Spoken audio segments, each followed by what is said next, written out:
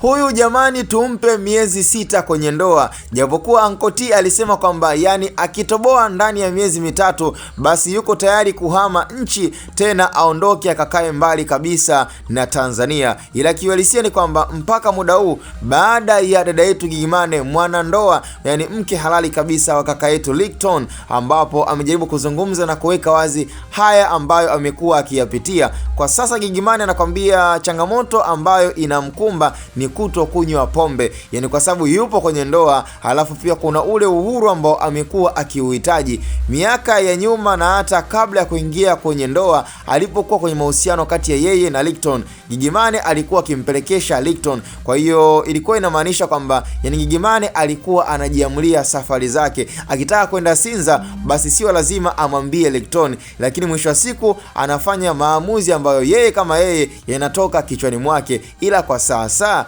Gigy Money hatakiwi kunywa pombe na baadhi ya tabia ambazo tayari ameshaambiwa aziache, yani imekuwa kwake ni kama arosto na changamoto ambayo anaipitia, na akashaweka wazi kwamba kitendo cha yeye kukatazwa pombe, tena anakwambia katika jambo ambalo kwake ni gumu, basi ni kuachana na pombe. Tena anakwambiaje, siachi pombe. Kama ni ndoa kuvunjika na kama ndoa kushindwa, basi yeye atakuwa wa kwanza kushindwa kuwa kwenye ndoa na kudumu kwa sababu ya yeye kuacha pombe. Of course nafikiri sio kwa Gigy Money peke yake. Hii ni changamoto ya wanawake wengi sana ambao wamekuwa na tabia fulani za mazoea. Mfano kama Gigy Money kwenda klabu, kwenda sehemu kidogo za starehe kwake ni maisha yake na tayari shamuingia damuni. Sasa imagine kwa sasa yupo kwenye ndoa, hatakiwi kwenda sehemu bila ruhusa, alafu akawa nakatazwa. It means kwamba ndani ya miezi kadhaa kwake inaweza kumjenga kama arosto mbaya kiasi kwamba anaweza siku akajiiba ama akafanya kitu kwa kutaka kumkomoa mwenzake ili mradi aende sehemu ambayo